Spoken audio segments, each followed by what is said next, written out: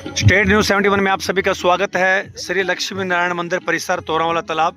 आज यहां पर दिव्य ज्योति जागृत संस्थान के तत्वाधान में भजन अंजलि करके एक भजन संकीर्तन कार्यक्रम का आयोजन किया जा रहा है। साध्वी बहनों द्वारा के मधुर वाणी में भजन गायन किया जा रहा है। पूरा स्टाल लगा हुआ है।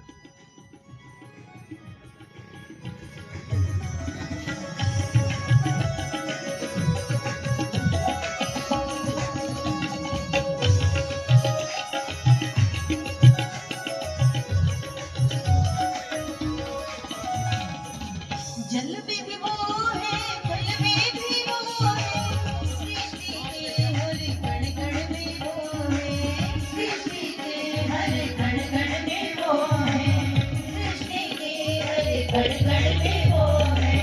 भक्त के सारे दुख हरने वाले, घड़ी घड़ी घनश्याम बोले मनवा, घड़ी घड़ी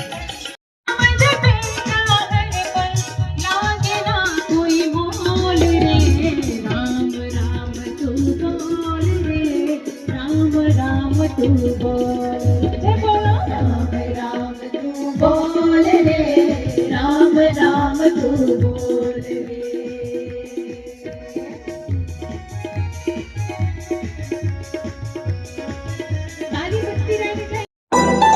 क्योंकि देव योनि भोग योनि है।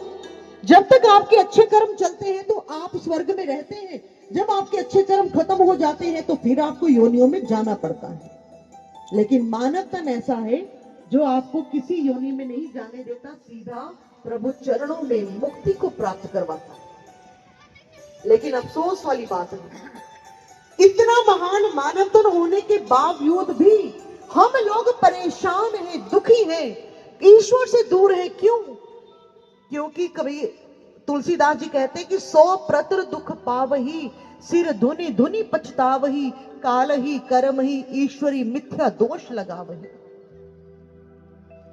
एक उन्होंने कहा कि करते डार परस मनि देही, कि अपने हाथों से मानव तन को खोना यानी अपने हाथों से पारस मनि छोड़ करके कांच और करिच उठा लेनी, ये हमारे मन बुद्धि पर, हमारे जीवन के व्यवहार के कारण ऐसा ही हो रहा है। हम हीरे को खो रहे हैं, कांचों को ढो रहे हैं, यानी दुनिया की चीजें सारी बटोर रहे हैं, तो इसका मतलब कांच इकट्ठे कर रहे हैं, लेकिन इस शरीर रूपी हीरे को ना जानने के कारण यूं ही खोकर चले जाते हैं। नर्सरी क्लास में एक पोयम आती है, पूसी कैट, जिसका मतलब है कि एक बार बिल्ली ने डींग हाँक दी सबके सामने। मैं लंदन की रानी को मिलने गई थी, तो किसी ने पूछ लिया, मौसी मौसी अच्छा कैसे मिली, क्या बात हुई वहां पर? तो मौसी कहने लगी, गई तो मैं रानी को मिलने थी, लेकिन वहां उसकी कुर्सी के नीचे का छोटा सा चूहा बैठा था, मैंने उसको डराया और डराकर वापिस आ गई। हमारी हालत ऐसी है भक्तों, जैसे बिल्ली रानी को मिलने गई थी, चूहे को डराकर आ गई, वैसे ही हम लोग आए थे हरि भजन को, भूल गए वो बात, क्या मुख लेकर जाओगे जब खाली दोनों हाथ? क्या मुख लेकर जाएंगे? दोनों हाथ खाली ईश्वर के घर चले जाएंगे तो क्या बताएंगे? प्रभु ने जिस काम के लिए भेजा था वो काम तो किया ही नहीं। और क्या किया हमने? एक बचपन में कहानी सुनी थी, कहते जब ईश्वर ने सृष्टि बनाई तो उसमें सबसे पहले जीव जंतु बनाए, गाय बनाई, बंदर बनाया, कुत्ता बनाया। तो उनको जब प्रभु ने उम्र दी 40-40 बरस, तो उस समय उन्होंने कहा कि प्रभु इतनी उम्र हमने क्या करनी है, हमें तो 20-20 साल बहुत है। फिर जब इंसान को बनाया तो इंसान को 20 साल दी, तो इंसान कहता, प्रभु इतनी सी उम्र, अरे कब मैं खाऊंगा पीऊंगा घूमूंगा, बाकी जितनी सबकी उम्र है ना आपने छोटी की, वो सारी मुझे दे दो। भगवान ने इंसान को सारी उम्र दे दी। और अब हुआ क्या? 20 साल जो हमने जीवन जिया वो इंसानों जैसा जिया, क्योंकि वो हमारी उम्र थी। हम उसमें बड़े हुए 20 साल के बाद फिर हमारी जो शादी हो जाती है जब व्यक्ति की, फिर उसके जीवन पर बोझ आ जाता है, जिम्मेदारियां पड़ जाती है परिवार की, तो गाय जैसा जीवन शुरू हो जाता है। अब वो जैसे ही उस उम्र को पूरा करता है, फिर उसके बच्चे होते हैं, उसके बच्चे जब बड़े होते हैं तो पोते पोतियां आते हैं घर पर, तो फिर बंदर की तरह यानी उसको मतलब हंसता है, बुलाता है, नचाता है, बच्चों को संभालता है, बंदर जैसी उम्र हो जाती है और अंत में जाकर के कुत्ते जैसी उम्र रह जाती है, क्योंकि कहते हैं सिर्फ बैठा है, दरवाजे पर देखभाल कर रहा है और कोई सुनवाई नहीं, कोई प्यार नहीं, कोई सत्कार नहीं। पता नहीं ये कहानी सच्ची है या झूठी है, लेकिन एक संदेश देती है हमें। वो ये देती है कि हमें ये जीवन सिर्फ इन्हीं कामों के लिए मिला है क्या? सारी जिंदगी, सारी जब भी हम दुनिया में आएंगे यही काम करते रहेंगे? जब पशु थे तो भी ये किया, इंसान बन गए तो भी ये किया, फिर इसमें महान क्या हुआ भक्तों? तो आइए इसकी महानता को समझते हैं। महानता क्या है कि पई परापत मानुख दे हुरिया गोविंद मिलन की यही तेरी बरिया। यदि मानव तन मिला है तो ईश्वर से मिलने की बारी है और कोई साधन नहीं है ईश्वर से मिलने का। और ये इसीलिए महान है कि इसमें ही, सिर्फ इसमें तुम ईश्वर से मिल सकते हो, ईश्वर को देख सकते हो, और किसी योनि में ऐसा संभव नहीं है। और ऐसा ना हो कि ये दुनिया में बच्चों को पालते पोसते दुनिया के काम करते, मैं ये नहीं कह रही कि आप ये काम ना करें, ये काम करते हुए आप कुछ ऐसा करें कि इस मानव तन का मोल पड़ जाए, हमें इसकी कीमत मिल जाए। और वो कीमत है कि आप इसके अंदर बैठे हुए ईश्वर का साक्षात्कार कर सकें, ईश्वर को मिल सके। और जब आप ईश्वर को मिलते हैं तो फिर आपको ईश्वर की दरगाह में खाली हाथ नहीं जाना पड़ता।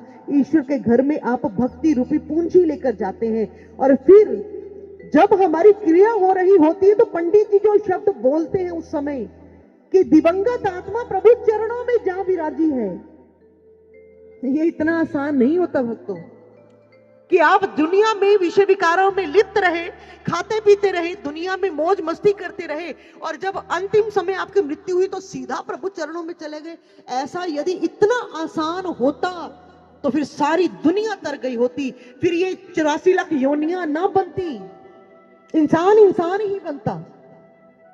श्री गुरु महाराज जी कहते हैं प्रभु चरणों में विराजना इतना आसान नहीं है, उसके लिए प्रभु को पहले जानना पड़ता है। एक व्यक्ति ने कहा कि बड़ी आसान सी बात है, यदि प्रभु का नाम लेने से मुक्ति मिलती है तो ठीक है, जीवन भर आप कर्म करो, आप अपनी जिम्मेदारियां पूरी करो, अंतिम समय जब आएगा तो प्रभु का नाम ले लेंगे। लेकिन ये संभव नहीं है। संभव इसीलिए नहीं है क्योंकि आप जीवन भर जो भी करते हो अंतिम समय वही चीज आपको याद आती है। महाराज जी उदाहरण देते हैं, एक व्यक्ति के पास एक गाय थी। गाय 3 लीटर दूध देती थी। उसे आदमी की बेटी की शादी थी 1 महीने बाद। उसने सोचा पूरे 1 महीने बाद दूध निकालेंगे, 90 लीटर दूध मिलेगा। लेकिन हुआ क्या, आप भी समझदार हैं, जब वो 1 महीने बाद दूध निकालने लगा तो गाय को दूध देने की आदत ही नहीं रही थी, दूध सूख गया। 90 लीटर छोड़िए, एक बूंद भी उसको दूध नहीं मिला। हमारी हालत ऐसी होगी यदि हम सोचेंगे कि अंतिम समय प्रभु को, अंतिम समय हमें वही परिवार, वही घर बार, वही व्यापार सब याद आएगा जिनमें आपने समय लगाया है। यदि समय भक्ति में लगाया होगा तो भक्ति याद आएगी भक्तों, नहीं तो मुख में गंगा जल डाल दो, राम राम बोल दो, कुछ नहीं होने वाला। इसीलिए जीते जी मैं आपको एक सत्य बताती हूं जीवन का। हमारे वैज्ञानिकों ने इस पर शोध किया है। वैज्ञानिक उन लोगों से मिले जो लोग मरकर जिंदा हुए थे। उन लोगों ने बताया कि जिस समय व्यक्ति की आत्मा शरीर से निकलती है तो उसे कुछ समय तो ये पता ही नहीं चलता कि वो शरीर में जा नहीं सकती, वो शरीर के आसपास घूमती रहती है आत्मा और सोचती है कि ये रो क्यों रही है सारे, मैं तो यहीं पर पड़ा हूं। लेकिन उसके बाद जब उसके शरीर को जला दिया जाता है ना, फिर आत्मा को पता चलता है कि अब मेरा काम खत्म है, यहां मुझे आगे जाना होगा। लेकिन आगे जाने के लिए जब वो बढ़ती है आत्मा, तो उन व्यक्तियों ने यह बताया कि सबसे पहले उनको बहुत प्रकाश देखना पड़ता है, लेकिन वो आत्मा डरती है, पीछे दौड़ती है, पीछे शरीर नहीं रहता, आगे मार्ग नहीं मिलता, बीच में लटक जाती है। गरुड़ पुराण पढ़िए आप जरा, उसमें ये सारी बातें आती हैं। इसलिए श्री गुरु महाराज जी कहते हैं कि यदि आप चाहते हैं आपकी मृत्यु के बाद आपकी आत्मा को ये दुख वाली यात्रा ना करनी पड़े, तो उसके लिए आपको जीते जी उस प्रकाश को देखने की आदत डाल लेनी चाहिए। और वो प्रकाश जो है वो इंसान को अपने भीतर ब्रह्म ज्ञान के माध्यम से दिखाई देता है। लेकिन वो ब्रह्म ज्ञान क्या है, आगामी विचारों में हम जानेंगे। सबसे पहले तो हम इस मानव तन की महानता को जानते हैं कि इतना महान है कि मरने के बाद भी पता नहीं दोबारा मिलेगा या नहीं मिलेगा, कोई श्योरिटी नहीं है। इसीलिए आइए इस इतने महान मानव तन को अभी भी संभाल लें, इसके रहते रहते चेतना को जगा लें, इससे पहले कि हमारी चिता जल जाए। इसलिए आइए बंधुओं, गोस्वामी जी जो बात कहते हैं ये दरवाजा है मोक्ष प्राप्ति का, तो आइए इस दरवाजे में से निकलकर मोक्ष को प्राप्त करें। दुनिया तो चलती रहेगी, हर जन्म में इसको चलाया है।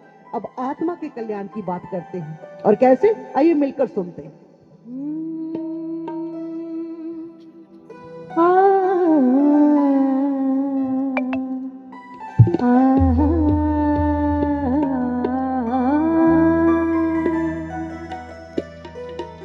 व्यर्थ जाए ना तन मेरे भाई,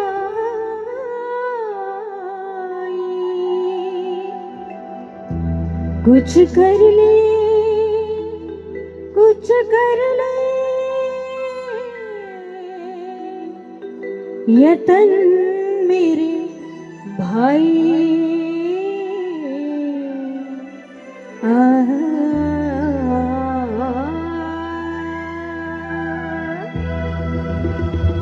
ये प्रभु ने दिया है जो तन,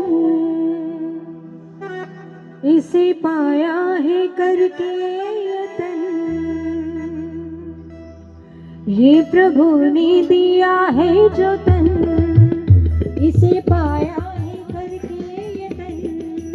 ये प्रभु ने दिया है जो तन, इसे पाया है करके यतन। कुछ कर ले यतन मेरे भाई, कुछ कर ले यतन मेरे भाई, कुछ कर ले तू कर ले, हाँ कर ले। प्रभु का भजन थोड़ा कर ले, हरि का भजन थोड़ा कर ले। प्रभु का भजन थोड़ा कर ले, हरि का भजन थोड़ा कर ले। हरि बोल हरि बोल हरि हरि हरि बोल, हरि बोल हरि बोल हरि हरि हरि बोल, हरि बोल हरि बोल हरि हरि हरि बोल, हरि बोल हरि बोल हरि हरि हरि बोल।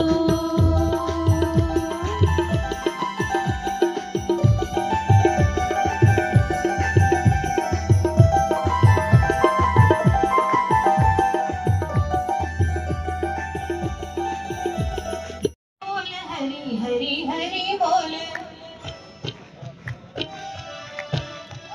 हरि बोल हरि बोल हरि हरि हरि बोल। हमारे सामने समाज के दो वर्गों को पेश करती है। हमारे समाज में दो वर्ग हैं। एक वर्ग वो जो ये कहता है कि जैसे उन लोगों ने कहा बिना मलाह के हम पार कर जाएंगे, क्योंकि वो भी तो हमारे जैसा होता है।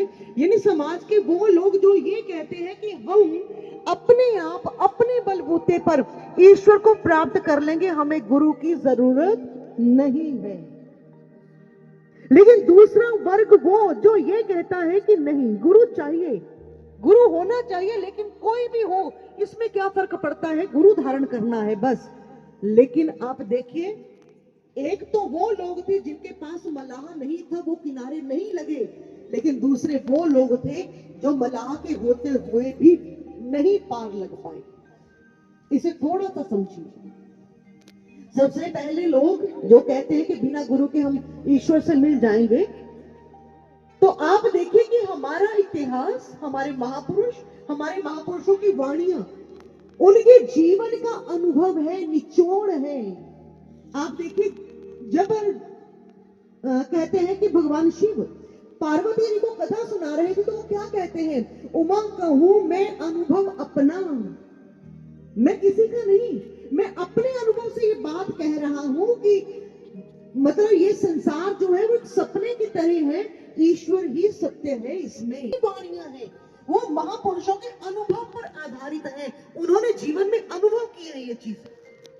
तो इस विषय में उनका क्या कहना है क्या वो भी इस बात को मानते हैं कि बिना गुरु के इंसान भक्ति कर सकता है या वो अपने बलबूते पर ईश्वर से मिल सकता है? तो आइए रामायण से देखते हैं कि क्या कहा है। नारद वेद व्यास कोई, वेद व्यास जी जैसा राइटर कोई हुआ है 18। जहां भी गुरु की बात आएगी, ज्ञान की बात आएगी ही आएगी। ज्ञान का मतलब ज्ञ धातु से निकला ये शब्द, जिसका मतलब है जानना। यानी किसी चीज को आप जब सामने देख लेते हैं, समझ लेते हैं, उसे वार्ता कर लेते हैं, उसे जानना कहते हैं। ठीक ऐसे ही गुरु जब जीवन में आते हैं तो वो सबसे पहला जो 4 प्रक्रियाओं में से निकालते हैं व्यक्ति को। और शुरुआत कहां से करते हैं? सबसे पहले हमारे यहां पर हाथ रखते हैं, क्योंकि जब भी आप मंदिर में जाते हैं या कोई अनुष्ठान करवाते हैं तो पंडित जी आपको तिलक करते हैं, पहले मोली बांधते हैं, तिलक करते हैं। और स्वाभाविक सी बात है, जब तिलक होता है तो हम यूं हाथ सर पर रख लेते हैं। यहीं से प्रक्रिया शुरू होती है अध्यात्म की।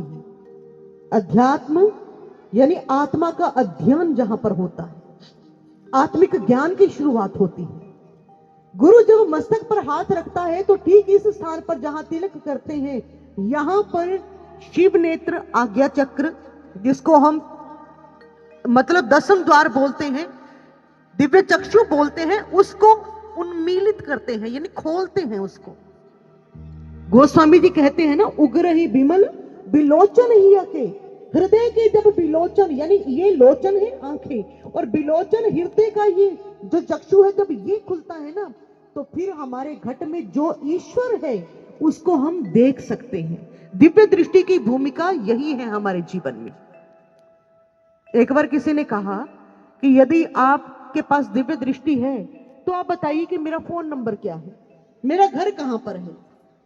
तो गुरु महाराज जी कहने लगे कि दिव्य दृष्टि का मतलब होना ये नहीं होता। बच्चे टीचर हैरान कि ये कैसा प्रश्न कर दिया, लेकिन एक बच्चे ने हाथ खड़ा किया। उसने कहा, सर मैं बताऊं आपकी उम्र कितनी है? उसने कहा बताओ। सर आपकी उम्र जो है वो 44 यानी 44 वर्ष है। उस इंस्पेक्टर ने कहा, वाह शाबाश, बिल्कुल सही आंसर, और वो चला गया। क्लास टीचर ने बच्चे से पूछा, तुमने कैसे, तुम्हें वो जानते थे? कहते नहीं नहीं सर, एक्चुअली मेरा बड़ा भाई है, 22 साल का है, उसका दिमाग आधा काम करता है, लेकिन मैंने देखा इंस्पेक्टर सर जो थे उनका तो पूरा दिमाग काम नहीं कर रहा था, तो मैंने आइडिया से डबल करके 22 को 44 बना के बताया, तो वो बिल्कुल सही निकला। महाराज जी कहते दिव्य दृष्टि के विषय में ये प्रश्न करना कि आप मेरा घर का नंबर बताओ, फोन नंबर बताओ, ठीक उस इंस्पेक्टर वाली बात करने के बराबर है, बेतुक की बात है, प्रश्न है। दिव्य दृष्टि की भूमिका जीवन में ये नहीं होती कि आपके नाम पते बताती फिरे। दिव्य दृष्टि की भूमिका होती है जो आपको ईश्वर दिखाई पड़ने लगता है, आपको घट में वो प्रत्यक्ष हो जाता है जो गुप्त गुप्त प्रकट चाहे जो चाहे खाने की जैसी।